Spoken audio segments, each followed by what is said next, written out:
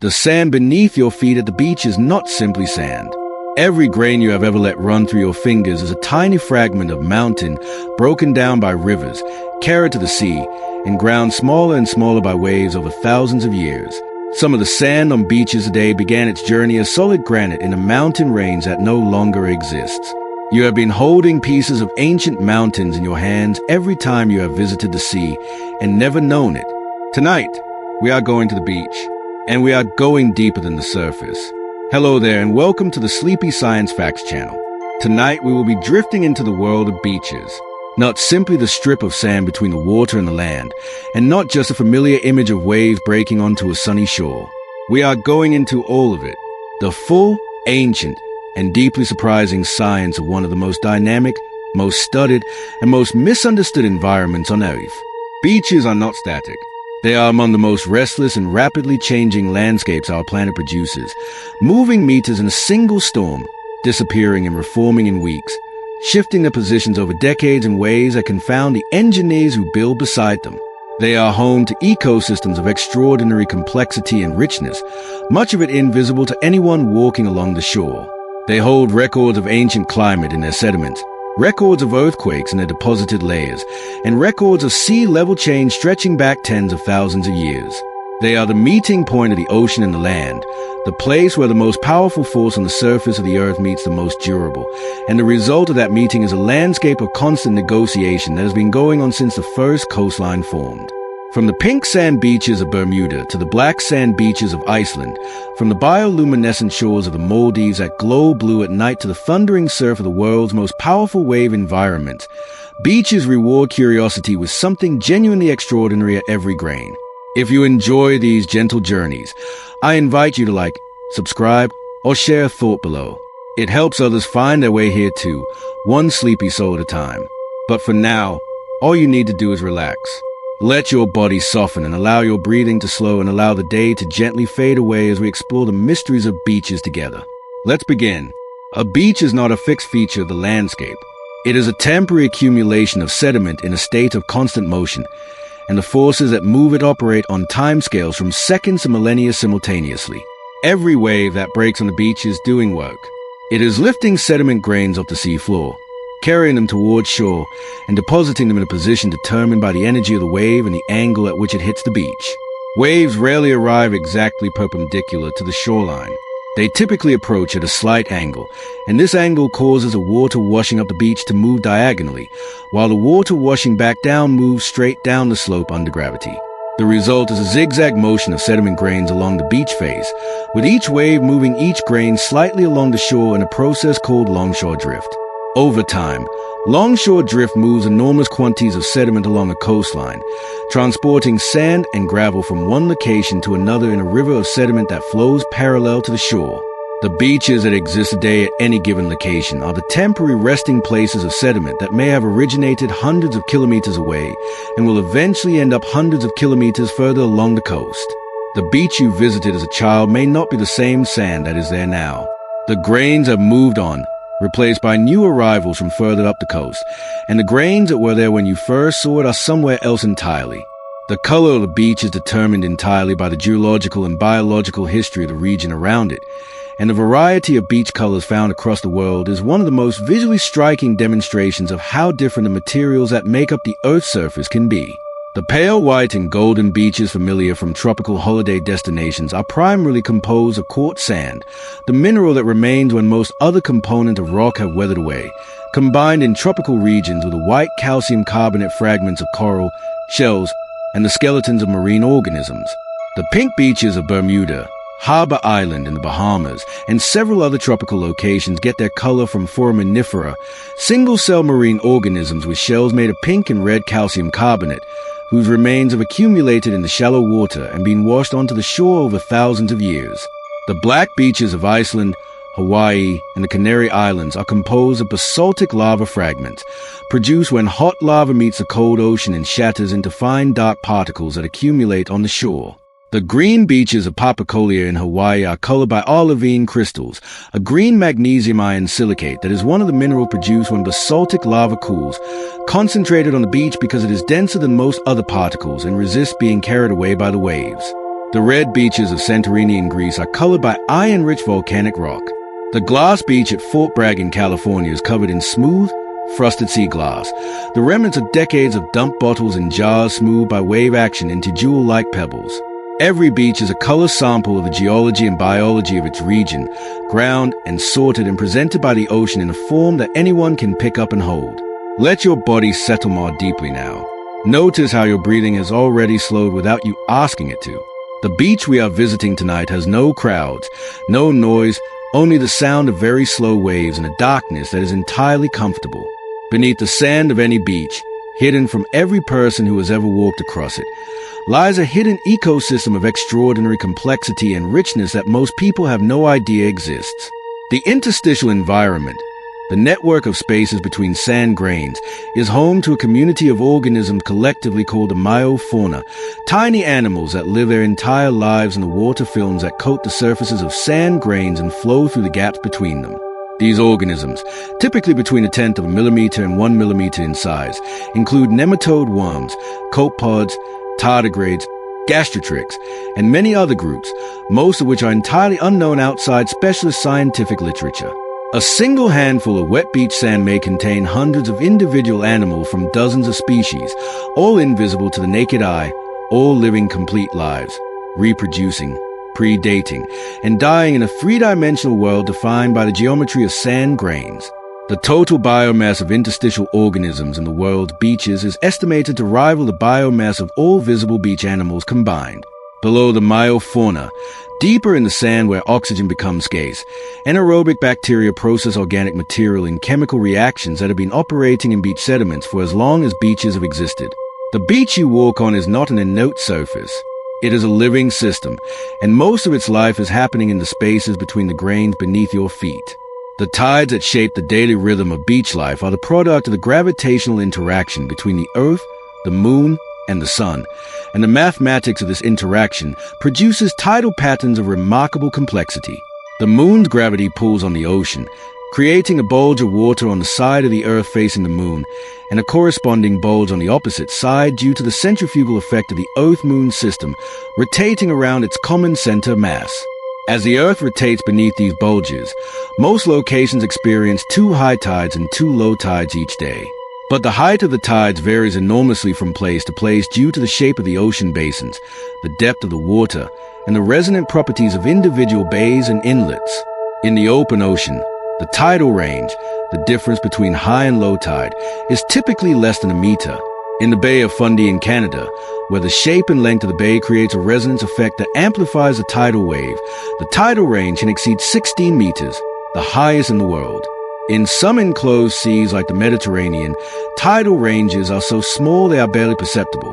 The tidal zone of a beach, the area alternately covered and exposed by the tide, is one of the most physiologically demanding environments on Earth, with its inhabitants facing twice daily exposure to air, sun, desiccation, temperature extremes, and wave action, followed by submersion in seawater. The organisms that have evolved to live in this zone have developed adaptations that continue to surprise the biologists who study them. The wave that breaks on the beach has traveled, in most cases, from far beyond the horizon. Ocean waves are not movements of water, but movements of energy passing through water, and a wave generated by a storm in the middle of the Atlantic Ocean can travel thousands of kilometers with very little energy loss before breaking on a European or American shore. As the wave travels, the water molecules beneath it move in circular orbits, returning almost exactly to their starting position after each wave passes, so the wave itself moves forward while the water, in the deep ocean, mostly stays in place. It is only when a wave enters shallow water, where the circular orbits of the water molecules are constrained by the seafloor, that the wave changes character. The bottom of the wave slows as friction with the seafloor increases, while the top continues at its original speed. The wave steepens and its face becomes increasingly vertical until the top, moving faster than the bottom can support, topples forward and breaks. The breaking wave is not simply the end of the wave's journey. It is the moment when the energy accumulated over thousands of kilometers of ocean travel is finally released at the shoreline, and the force of that release can be immense. The most powerful waves in the world, like those at Nazaré in Portugal, where underwater canyons focus deep ocean swells into waves over 20 meters high, carry energies that can only be partially appreciated by anyone who has stood on a beach and felt the ground shake as a set wave breaks. Here is something about beaches that science has only fully understood in the last few decades, and it changes everything about how you think about the line between the ocean and the land. The beach does not end at the water. It extends below the surface hundreds of meters as a complex submarine environment that connects the visible shore to the deep ocean floor through gradients of sediment, chemistry, and biology that are as complex as anything on land. The nearshore zone, the shallow water region just offshore the breaking waves, is one of the most biologically productive environments in the ocean, where the turbulence of breaking waves keeps nutrients in suspension, and the shallow depth allows sunlight to penetrate all the way to the seafloor. Seagrass meadows, kelp forests, and sand-flat communities of invertebrates occupy the nearshore in different combinations depending on the physical conditions of the site and the animals of the served zone. From sand dollars to sand crabs to flatfish are adapted to a world that is permanently turbulent, where the substrate shifts with every wave and the current reverses direction multiple times per minute. The rip current, the narrow, fast-moving seaward flow of water that is responsible for the majority of beach drowning incidents worldwide, is produced by the same wave processes that create the beach itself. When waves break unevenly along a stretch of coast, water accumulates in the served zone and must escape seaward. It finds the path of least resistance, typically a gap in the breaking wave produced by a trough in the seafloor, and flows through it as a narrow, fast current that can move at speeds of 2.5 meters per second, fast enough to exhaust any swimmer who fights it. Understanding rip currents as features of the beach's physical system rather than random dangers has allowed lifeguards to predict their locations and beachgoers to escape them by swimming parallel to the shore rather than against the current. Let the quiet settle around you now. The beach at night is one of the most peaceful places on earth. The waves keep their steady rhythm without any regard for the hour, and the sound they make is older than anything human. Some beaches glow blue at night, and the phenomenon that causes this is one of the most beautiful in all of marine biology. Bioluminescent beaches occur when the water contains high concentrations of single-celled marine organisms called dinoflagellates that produce light through the same chemical reaction, a luciferin-luciferase system, that fireflies use. When the water is disturbed by a wave breaking, by a swimmer's stroke, or by a fish swimming through it, the mechanical disturbance triggers the dinoflagellates to emit a brief flash of blue-green light. On beaches where dinoflagellate concentrations are high, every breaking wave glows electric blue as it crashes onto the shore.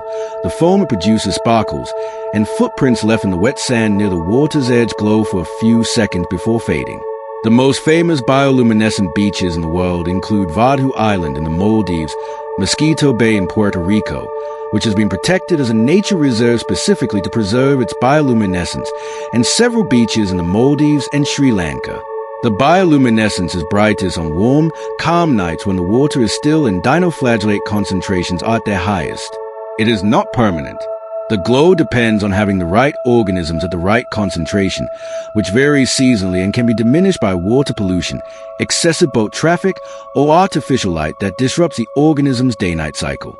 The glowing beach is a glimpse into a relationship between biology and physics that has been going on in the ocean for millions of years, entirely independent of any human observer.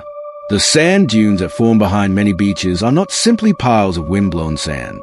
They are dynamic, living geological structures that move across the landscape and support ecosystems found nowhere else.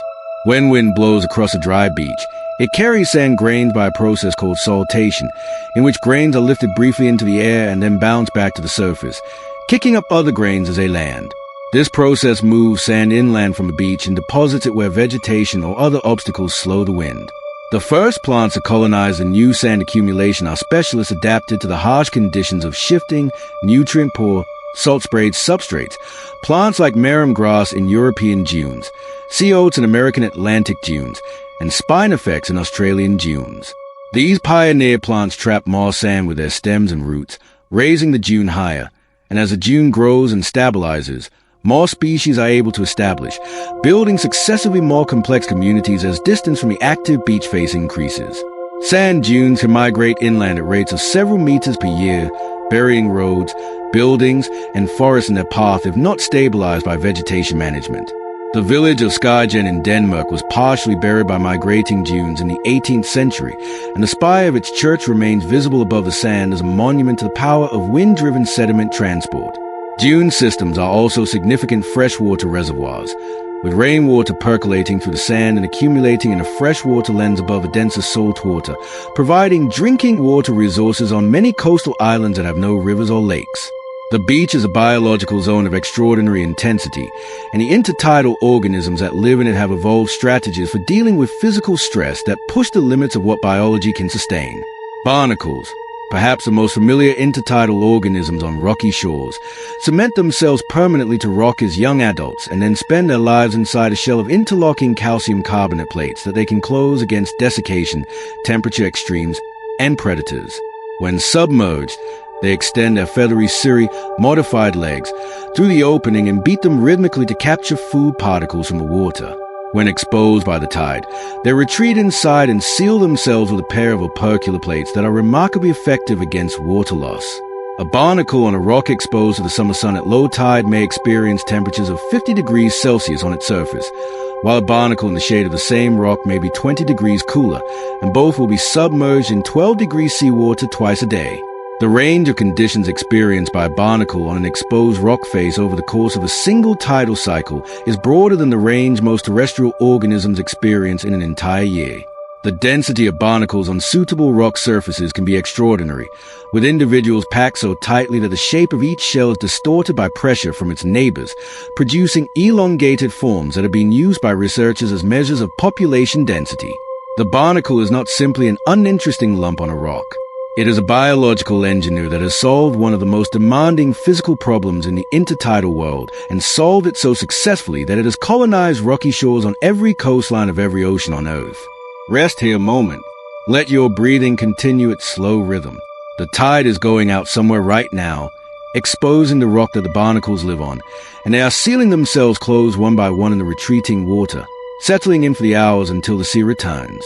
The beach is one of the primary records of sea level change on Earth, and reading those records requires both the tools of modern geochemistry and a kind of attention to the landscape that takes years of practice to develop.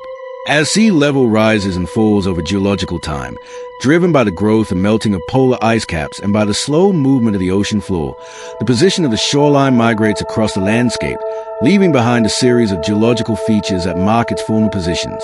Ancient beaches stranded above current sea level, cold raised beaches, are found on coastlines around the world and record the highest sea levels of warm interglacial periods in the geological past.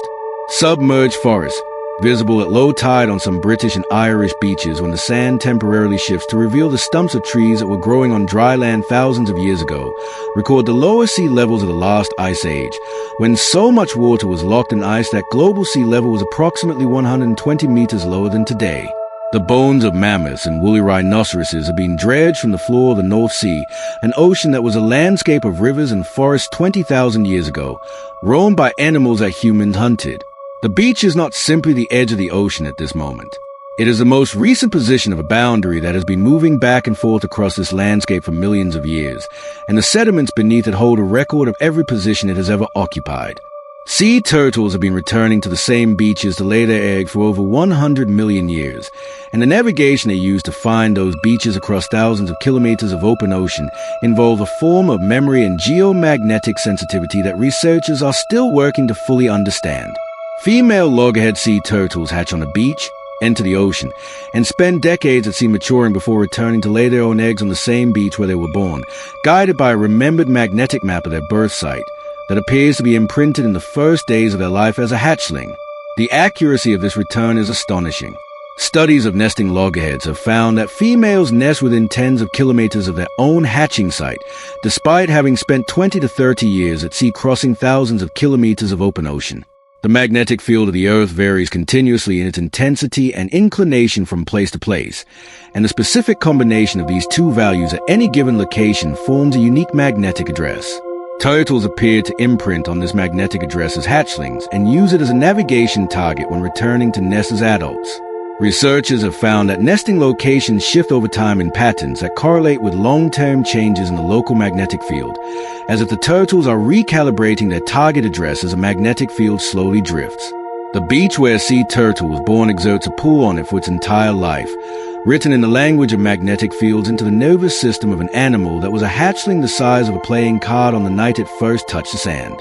The most powerful erosive force acting on beaches is not the daily action of waves, but the episodic violence of storms, and the amount of sand a single major storm can remove from a beach in a matter of hours is a figure that consistently surprises people who think of beaches as permanent features. Storm waves, driven by strong winds, carry far more energy than normal waves, and when they break on a beach they can move sand that ordinary waves leave untouched. During a major storm, a beach can lose meters of its width and height in a single tide, with sand carried offshore to form underwater sandbars that temporarily store the material. After the storm, the gentle swell of normal conditions gradually pushes the sandbars back onto the beach over weeks and months, and the beach rebuilds itself in a process of natural recovery that can be remarkably complete if given enough time and if the sediment supply is adequate. Many beaches are seasonal, wider and higher in summer when calm conditions allow sand to accumulate, narrower and lower in winter when storm activity exports sand offshore. This seasonal breeding of the beach is entirely natural and entirely reversible under natural conditions, but when coastal development places buildings and roads on the upper beach, the storm waves that would otherwise erode sand from an uninhabited shore instead erode the coastal infrastructure, producing the dramatic and expensive coastal erosion crises that affect developed coastlines around the world.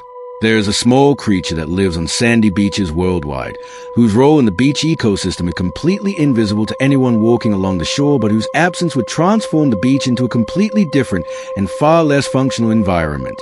Ghost crabs, the pale, fast-moving crabs that dart across tropical and subtropical beaches at dusk and at night, are one of the most important organic matter processes in the beach system, consuming dead fish, jellyfish, and other material deposited by the waves, and preventing the accumulation of decaying organic matter that would otherwise alter the chemistry and odor of the beach sand.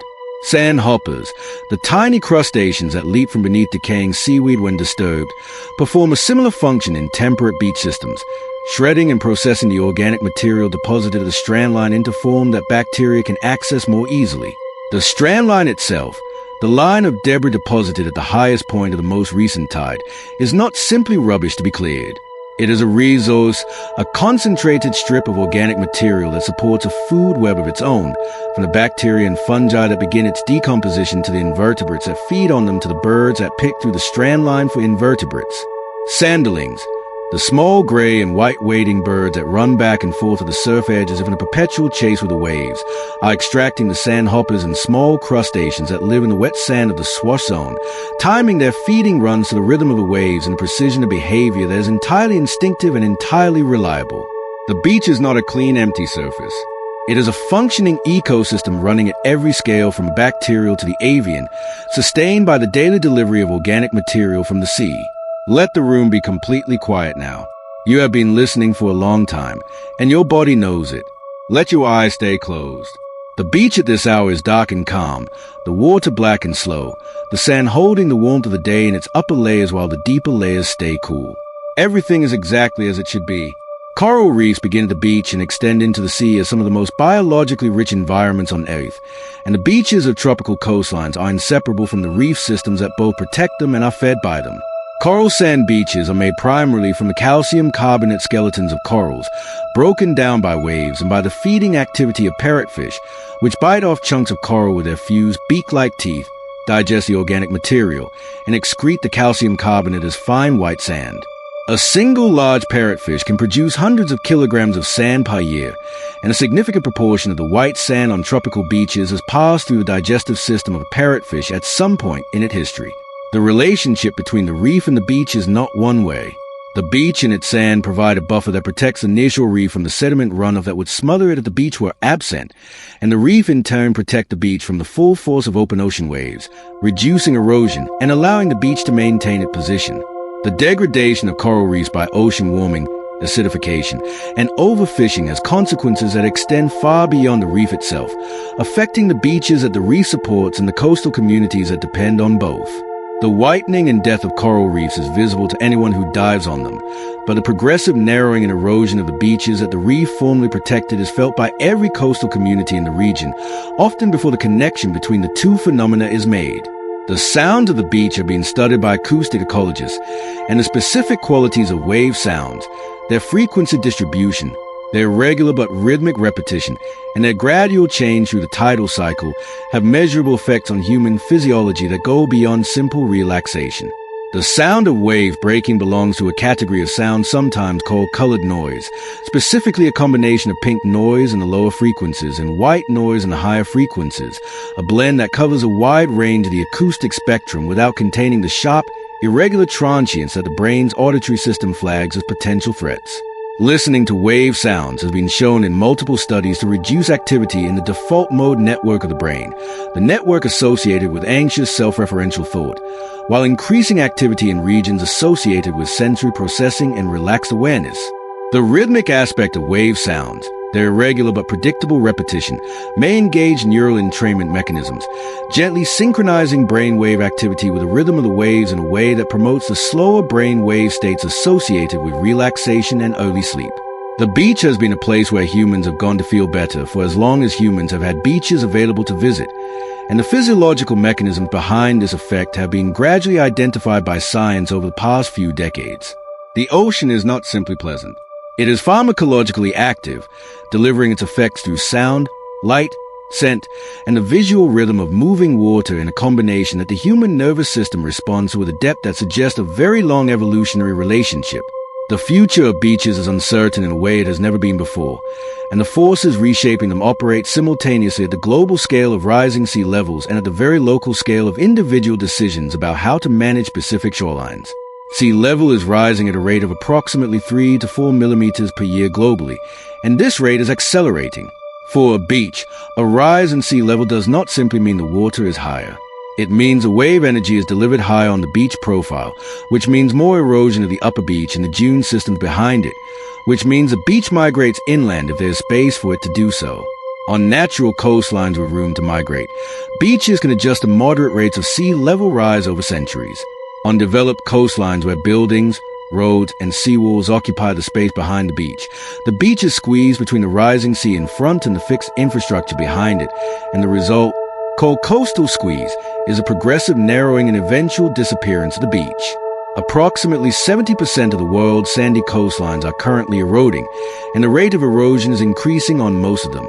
The beaches that exist today are among the most threatened landscapes on Earth, not because of any single catastrophic event, but because of the accumulated effect of 100 small decisions made over decades about where to build, how to manage rivers and their sediment supply, how to use coral reefs, and how to respond to the slow, steady rise of a sea that has been patient and unhurried in the same way that the forces reshaping it have been patient and unhurried, and that has the same indifference or urgency that all geological processes eventually demonstrate. And so we drift gently back from the beach, carried up by the wave of everything we have found tonight, settling softly onto the shore wherever you are lying, carrying with us a quiet wonder of it all. We held ancient mountain fragments in our hands and found the pink of coral skeletons and the black of shattered volcanoes and the green of olivine crystals scattered on distant shores. We walked across a beach that was alive beneath every footstep with hundreds of animals in the spaces between the grains, living their entire lives in a world measured in millimeters. We watched the turtle find its birth beach from thousands of kilometers of open ocean, guided by a magnetic memory written into it on the night it first touched the sand. We stood at the edge of a bioluminescent shore and watched every wave break in blue fire, every footprint glow and fade in the dark. We felt the barnacle seal itself against the retreating tide and heard the ghost crab doing its invisible work in the darkness. We found the beach breathing with the seasons, wider in summer and narrow in winter, constantly exchanging material with the offshore bars and the dunes and the rivers that bring new sediment from distant mountains. We understood why the sound of waves settles a mind in a way that reaches beyond preference into something physiological and ancient. And we found the beach at its most honest, not a fixed, permanent place, but a temporary agreement between the land and the sea, renegotiated twice a day with every tide, shaped by forces that were operating long before the first human ever placed a footprint in the sand, and will continue to operate long after the last one has washed away. The beach does not belong to any of us. We are simply the most recent visitors in a very long line of them. If you enjoyed this sleepy journey, you could support the channel by liking, subscribing, or leaving a calm little comment before you rest. It helps more curious minds find their way here. And if you are still awake, there's another video waiting on your screen, ready to carry you onward into another corner of science. But for now, let the questions loosen their grip. Let your shoulders soften. Let your jaw unclench. Allow your breathing to slow, steady, and deepen. Picture a beach at night, dark and empty, the waves arriving and retreating in the same slow rhythm they have kept since long before you were born. The sand is cool and smooth. The air carries the faintest salt. Somewhere beneath the surface, in the spaces between the grains, the myofauna are doing what they have always done, and the sand crabs are running along the water's edge, and the turtle is somewhere in the dark ocean making her way back. Everything is continuing without effort, without urgency, on its own unhurried schedule. Let yourself do the same, slow and unhurried, breathing the salt air of a beach that exists only for you tonight. Sleep well, and good night.